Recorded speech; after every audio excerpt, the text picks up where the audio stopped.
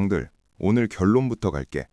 트럼프가 중간 선거에서 상원도 지고 하원도 지면 시장은 이렇게 받아들여. 정책이 바뀌는 게 아니라 돈이 움직이는 길이 바뀐다. 형들, 이거 선거 얘기처럼 보여도 진짜는 수싸움이야. 누가 이기냐가 아니라 이긴 뒤에 어떤 카드가 남냐 그 싸움. 오늘은 그 카드가 뭔지 그리고 돈이 어디로 이동하는지 지도처럼 정리해 줄게. 중간 선거, 상원, 하원, 레임덕을 아주 쉽게 설명할게.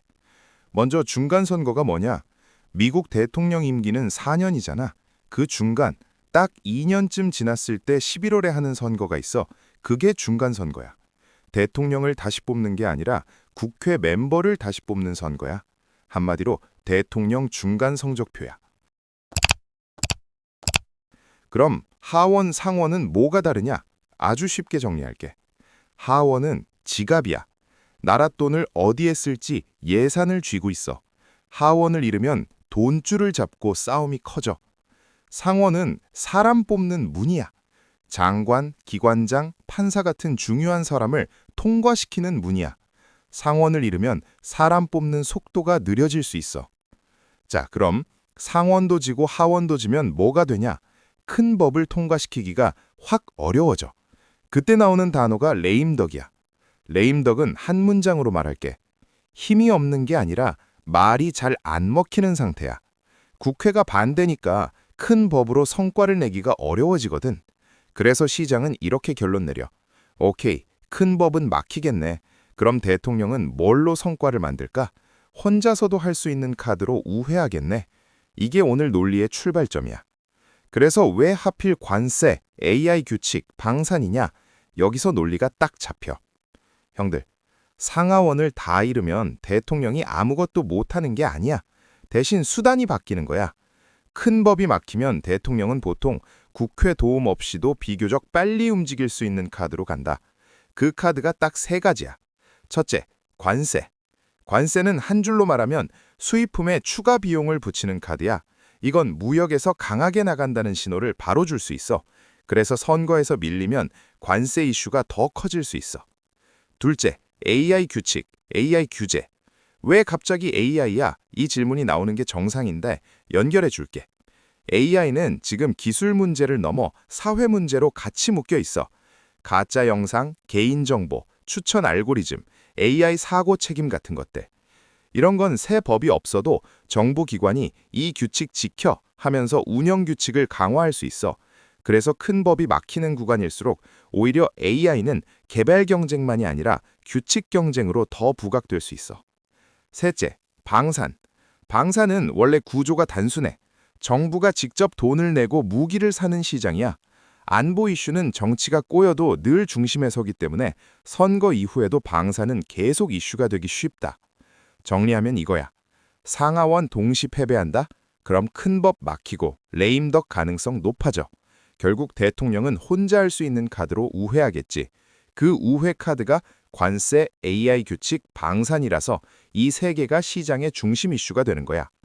형들, 숫자는 많으면 다 잊는다. 딱 세 개만 기억해. 관세가 진짜 위험해지면 시장 물가 걱정이 먼저 움직여. 관세가 무서운 이유는 결국 물가지. 그래서 난 뉴스 제목보다 시장 마음을 본다. 미국에 앞으로 물가가 얼마나 오를 것 같아 라는 숫자가 있는데 지금은 2.5%대 정도를 유지하고 있어. 포인트는 이거야.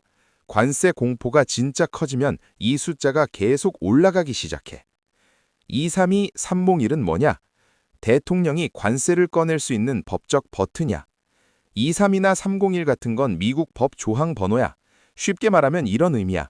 232는 국가 안보를 이유로 관세를 붙일 수 있는 길이고 301은 불공정 무역에 보복 관세를 붙일 수 있는 길이야. 디테일은 몰라도 돼. 중요한 건 하나야. 국회가 꼬여도 관세 카드는 아예 불가능이 아니라 가능한 길이 남아있다. FY2024 NDAA는 뭐냐? 쉽게 말하면 미국 국방 예산 큰 패키지야. 쉽게 말하면 미국이 한 해 동안 국방에 얼마 쓰고 뭘 살지 큰 틀을 정리하는 큰 패키지야. 그 큰 틀에서 약 9,143억 달러 같은 규모가 언급돼. 이 말은 뭐냐면 방사는 전쟁 뉴스가 아니라 정부 돈이 실제로 굴러가는 구조라는 뜻이야. 이제 핵심이야.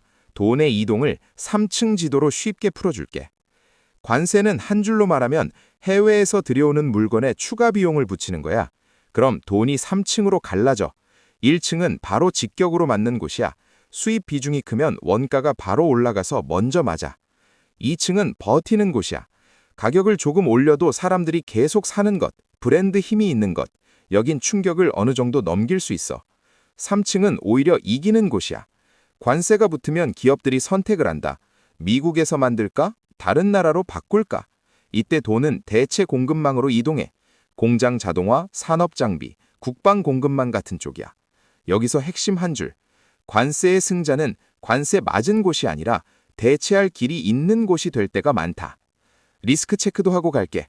관세가 진짜 위험해지면 기대 물가가 계속 올라야 돼. 관세가 몇 개 품목을 찍는지 여러 품목으로 번지는지에 따라 지도가 바뀔 수 있어. AI 규칙의 진짜 수혜는 AI 회사만이 아닐 수도 있어. AI 규칙은 보통 AI 하지 마가 아니야. AI 쓰려면 안전하게 써라로 나온다. 사고 나면 책임져라.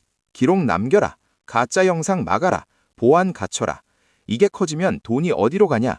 AI 회사만 가는 게 아니라 AI를 안전하게 쓰게 만들어주는 비용 쪽으로 돈이 이동할 수 있어. 보안, 인증, 데이터 관리, 규칙을 지켜주는 솔루션. 이쪽이 먼저 뜰 수 있다. 리스크 체크도 하고 갈게. 규제가 안전규칙 중심이면 인프라가 버티는 편이고 수출 제한 방향으로 강해지면 충격이 커질 수 있어. 그래서 강약보다 방향을 먼저 봐야 된다. 방사는 전쟁이 아니라 재고 플러스 공장이야. 방산을 전쟁 뉴스로만 보면 항상 늦어. 돈은 이렇게 움직여. 재고가 부족하면 공장을 늘려야 하고 그럼 공급망으로 돈이 흘러간다. 그래서 돈은 무기 이름만 따라가는 게 아니라 부품, 소재, 테스트, 제조 장비 같은 공급망까지도 흘러. 리스크 체크도 하고 갈게. 예산 싸움이 커지면 계약 타이밍이 밀려서 단기 흔들림이 생길 수 있어. 근데 큰 흐름은 총액보다 어느 품목, 미사일, 무인, 사이버 쪽에 돈이 꽂히는지가 갈라. 매수하라 이런 말은 안 할게. 조건으로만 말할게. 첫 번째, ETF, 방산 돈길인 ITA. 상하원 동시 패배로 큰 법이 막히면 상대적으로 정부가 사주는 돈이 더 눈에 띄어. 방사는 사건이 아니라 재고 플러스 공장 흐름, 이게 핵심이야. 조건은 간단해. 예산이 계속 밀리면 단기 흔들리고 미사일, 무인, 사이버 쪽이 강조되면 우호적. 두 번째 ETF, AI 인프라 돈길인 SMH. AI 규칙이 뜨면 서비스만 보는 사람이 많은데 먼저 칩과 서버를 봐야 돼. 안전하게 쓰는 비용이 늘면 인프라가 쉽게 꺼지지 않는 구간이 나올 수 있어. 조건은 이거야.